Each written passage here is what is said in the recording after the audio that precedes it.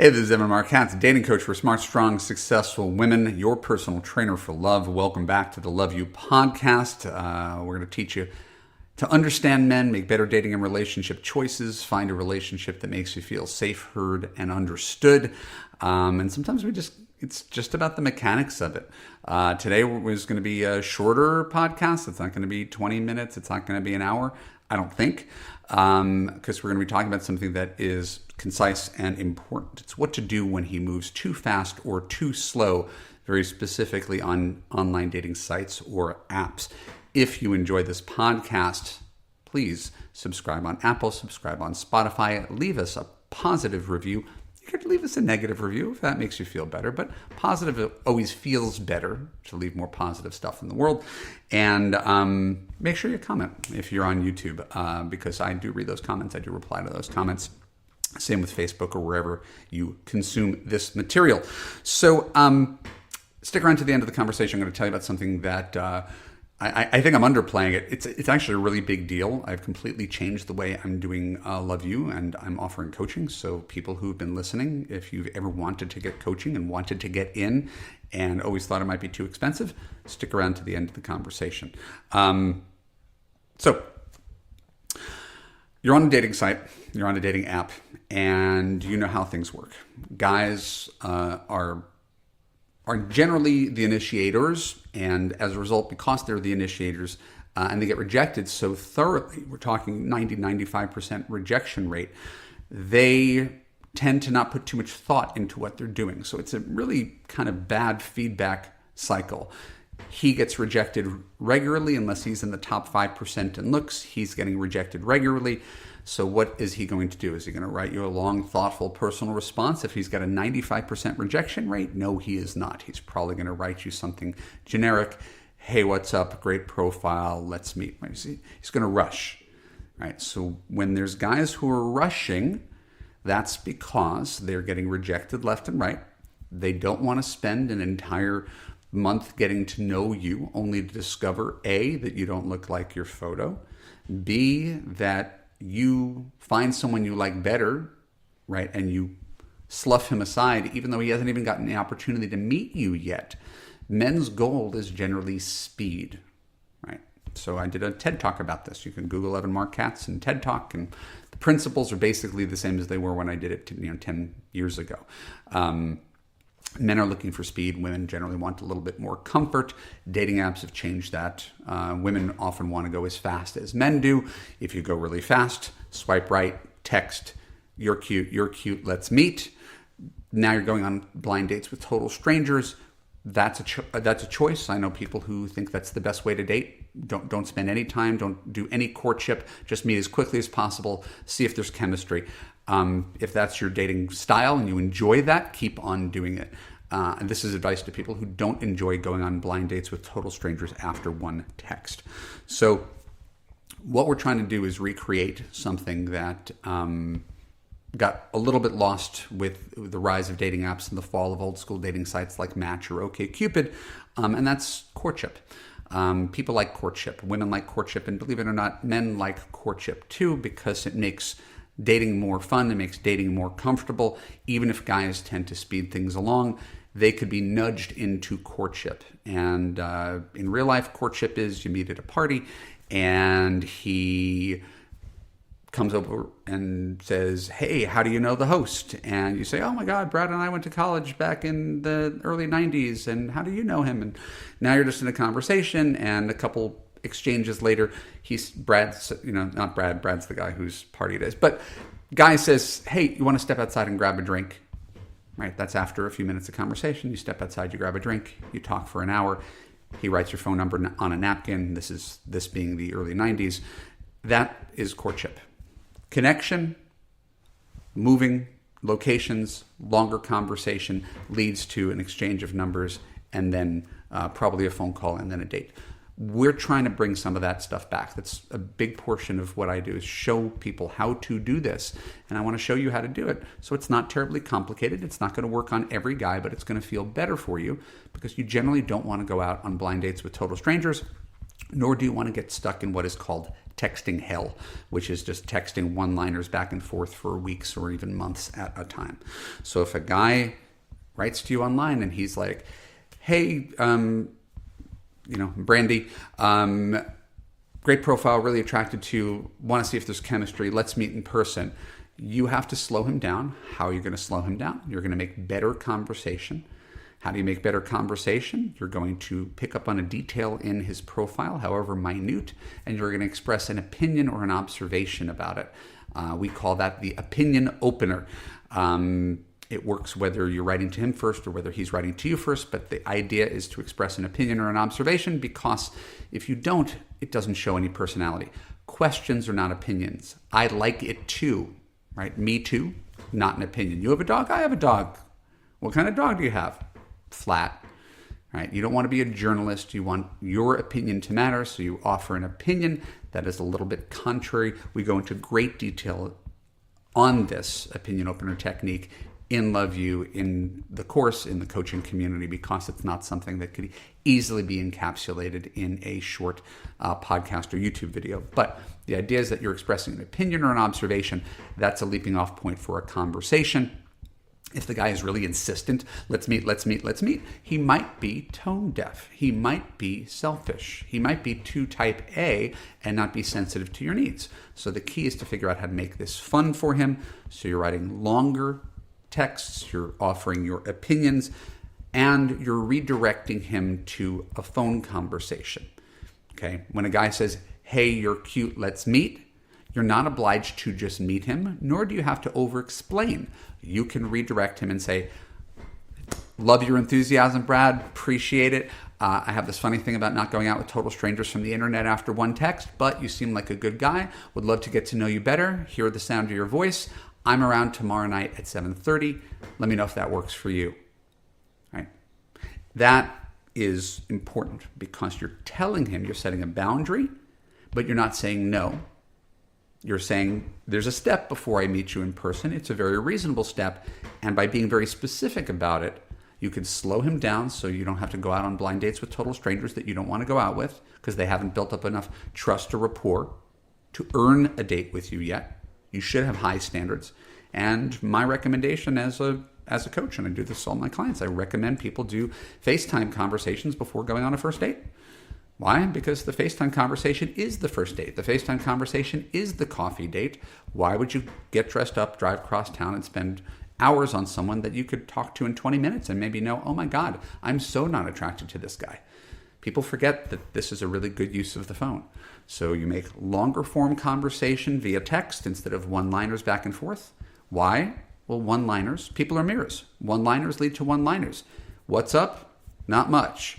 How's your day going? Fine, how's yours? That is a dead-end conversation. So you are going to be a better conversationalist by offering more opinions and observations that lead to better conversation, differentiate you from other people. When he pushes to meet, you're going to redirect him to a specific time where you're essentially having a phone date. Oh my God, right? Would love to continue this conversation, right? Not big on going out with guys, after one swipe on Tinder, but can't wait to get to know you better. You got a really infectious energy, and you're kind of cute too. So tell you what, you, me, tomorrow, FaceTime, 7:30. Let me know if that works for you. And he could come back with a counteroffer, right? Oh my God, I can't make it to 7:30. He could come back with, great, call you at 7:30. Or he can completely ignore you or ghost you because you set a boundary. And that boundary, a phone call, was too much for him. Good riddance. That means the process is working. It doesn't mean you're losing a great guy. If a guy's commanding you to go out with him sight unseen after a couple texts, that is not a man you want to be with, right? Minimal courtship matters. So you got to demand it. Otherwise, it doesn't happen. Next, we want to talk about speeding guys up. Because for every guy who's like, let's meet.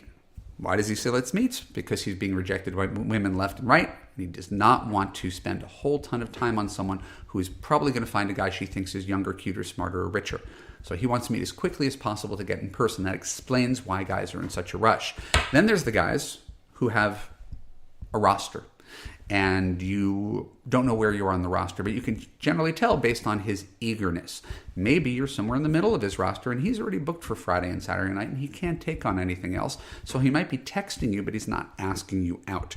You can't make someone do anything that they're not inclined to do, but you can nudge, you can set boundaries, and you can do something that I call passing the baton. Now, passing the baton is usually something that people do when they're further along in dating. It's when they're already seeing each other, and I want to make a very specific use case for it. But whatever we're doing here, where we're trying to speed guys up, I want to make it clear. You're not asking them out. You're not in your masculine energy. You're just a project manager. You're keeping things on track because they're getting a little bit stalled. So if you're sort of texting back and forth and you both have your phone in your hand and you're texting, right? You could very much say, hey, you got your phone, I got my phone. Why don't you press a little green dial button, see what happens? You'd be surprised at how many men are willing to take the bait because, yeah, we both have our phones in our hands. Why aren't we talking? You're going to have a much better conversation by phone or FaceTime than you will texting in front of your television for 2 hours. You'll get a lot further, a lot quicker, and maybe you'll get closer. Maybe you'll realize, oh, I'm wasting my time, but it speeds along the process, and all because you made a suggestion. A very easy suggestion because you know you both have your phones in your hand at the same time, right? So then there's the guy who's trying to, you're talking and he's not making weekend plans. He's being really kind of fuzzy on it. So he'll say, hey, what are you up to this weekend? And you'll say, I'm going out with my friend Janet. What are you up to? I'm watching college football with Brian, and then Sunday I'm seeing my nieces. So you're both telling each other what you're doing. What you're not doing is actually making plans. So there's an opportunity. When I say passing the baton, it's the image is the 4x100 relay race in the Olympics. It's where someone literally puts the baton directly into the runner's hand, so it can't be dropped. Right? It is a clean transfer. So there's no debate. Most of the stuff that happens around dating is because people are really fuzzy, and they don't make clear decorations. They just make sort of vague suggestions. So if you're both talking about what you're doing, but you're presumably in the act of courtship and therefore dating, it takes someone to cut through the bullshit and tell them, here's what you want to see happen. So when he says, right, when he says to you, what are you up to this weekend? I'm doing X on Saturday morning. I'm doing Y on Sunday afternoon. The piece that's missing, the passing the baton piece, is, but I'm free on Saturday night. What did you have in mind? Right? He left a window. So you're not aggressive. The presumption is if he's talking to you, he wants to go out with you. And now you're just telling him when you're available, and you're putting the ball in his court. Now he has to make a decision. Do I want to ignore the fact that she offered Saturday night to me? If he ignores the fact that you offered Saturday night, what does that say about him? He's not a very motivated intern, is he? He doesn't want the job that badly. And that's literally all you're looking for, is a guy who wants the job that badly. A guy who's willing to sail through this process easily. And my clients who end up with boyfriends, they're not these tortured stories of texting back and forth for months to get a date on a book. The guy just follows through. That's why we talk about dating being easy, is you've had the experience where guys are really eager and they sail through this process. And they go from dating app to texting to phone call to date in less than a week. So these are ways to sort of grease the wheels or pump the brakes for guys who are too eager or too slow. But know that if everything's working properly, you're not going to need these techniques, because the guy is going to do the right thing every single time, and you won't have to spend any time wondering how to manipulate the situation. It's important to know that that use case exists, and that's the best case scenario for you. So, as I said at the top of the call, my name is Evan Mark Katz. This is the Love You Podcast. Thanks for listening.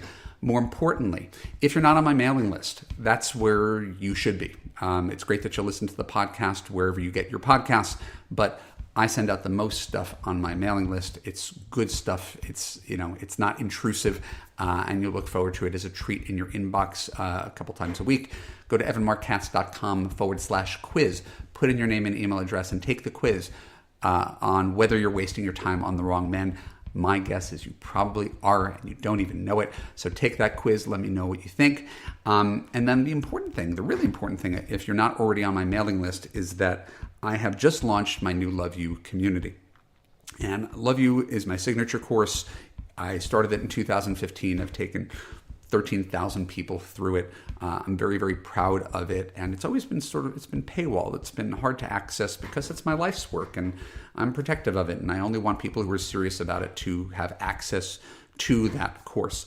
And I had a digital version where you could just go online and take a class. And it's a half-hour video, audio transcript each week with a little written exercise. And it's an amazing little class. And we would charge, $197 a month or something for that to have access to this course. And you have lifetime access to everything I've ever created on confidence, meeting men, dating, understanding men, relationships, and commitment. But people want more. These days, especially, they want more community, they want more coaching, they want more access. Times are tight, inflation is crazy. And so I just spent the past couple months with my team rejiggering the way we did Love You. And now, if you go to evanmarkkatz.com/love-you or click on the show notes, you could see my new Love You community, where for founding members, if you get in right now, it's going to be the same price as the digital course, right? But in addition, right, if you're one of the first 50 people to do this, you're going to get access to my private Facebook community with hundreds of other smart, strong, successful women who've taken this class, fallen in love, gotten married, who come back to support other women. You'll be there with those women. You'll have access to me to ask questions in that private Facebook group.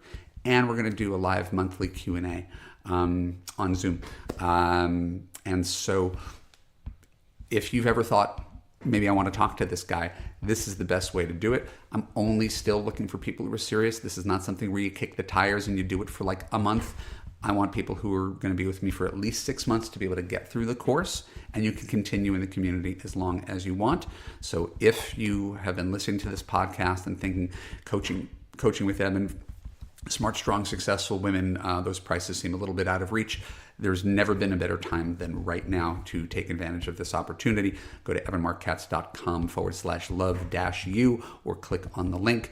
And there's a really long page that tells you everything about the course, what you're getting, what the other women are like, success stories. And you're not only getting Love You, you're getting access to everything I've ever created, my entire content library, Why He Disappeared, Believe in Love, Finding the One Online, Focus Coaching, stuff you might not even know about, right? You're getting access to a whole library of stuff just for $197 a month for founding members. And that is a limited time opportunity that will expire once we get 50 new members in. I can't tell you when that's going to happen, so act now. That's it. If you're on my mailing list, you would have already heard this, but since you're just listening to my podcast, I wanted to give you as much information as you needed to make an informed choice. I love you. I appreciate you. I thank you for listening. I very much look forward to seeing you in the Love You community, seeing your smiling face on Facebook, being able to answer your question directly. I'm excited about that opportunity. I hope you are too. This is going to be a great year. Thanks a lot. Talk to you soon. Bye-bye.